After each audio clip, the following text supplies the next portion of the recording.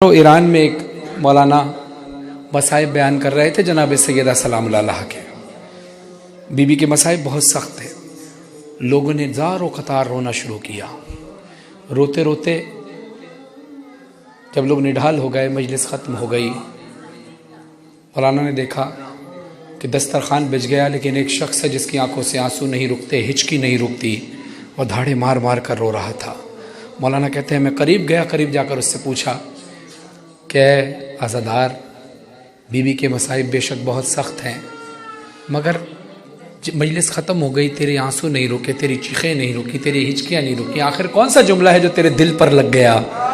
वो कहता है मौलाना साहब, एहसास की बात है, मैं पेशे से डॉक्टर हूँ और डॉक्टर भी मैं हड्डियों का हूँ।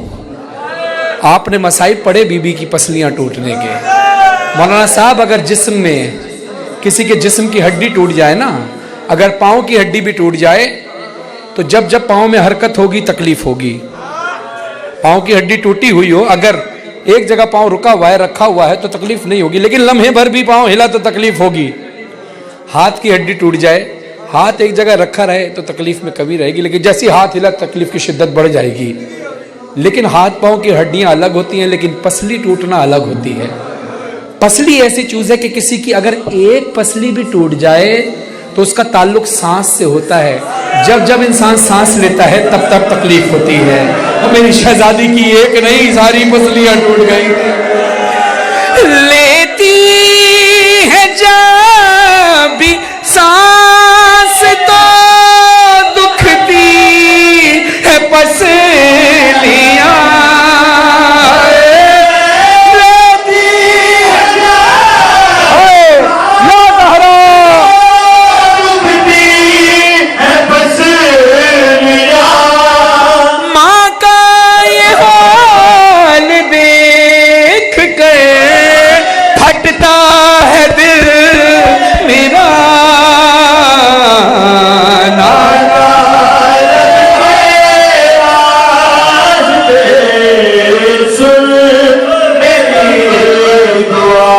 मुझे नहीं पता मैं कैसे पढ़ पाऊंगा, आप कैसे सुन पाएंगी। कैसे हुसैन ने बयान किया होगा नाना के रोजे पर कि नाना, आपके जाने के बाद मेरी वो माँ, आपकी वो बेटी, कि जब वो तशरीफ लाती थी तो आप खड़े हो जाते थे। नाना, उसके साथ उम्मत ने क्या किया आपके बाद? लगते रहे तमाचे में देखता रह गया। लगते रहे तमाचे में देखता रह गया। बेबस हुसैन रह गया, माँ को बचा ना सका।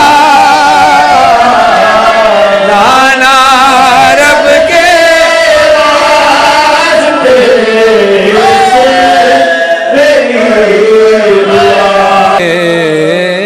कब्रे रसूल पर इमाम हुसैन बयान कर रहे थे। अज़ादारों, अभी तो आपने सुना और सुनते सुनते आप गम से बेहाल हो गए। ये मसाइब सोचिए हुसैन ने अपनी आंखों से देखे थे।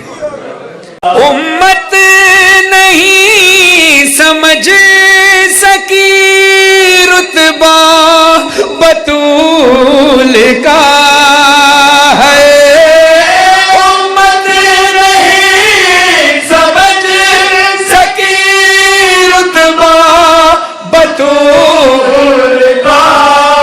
दरबार में बतूल को,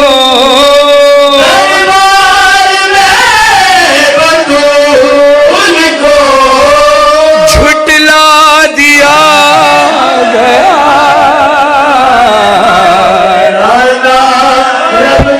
हक बने तो मातम करना, हक बने तो मातम करना। साहिब बड़े सख्त हैं। मौला कहते हैं नाना, जुड़ सक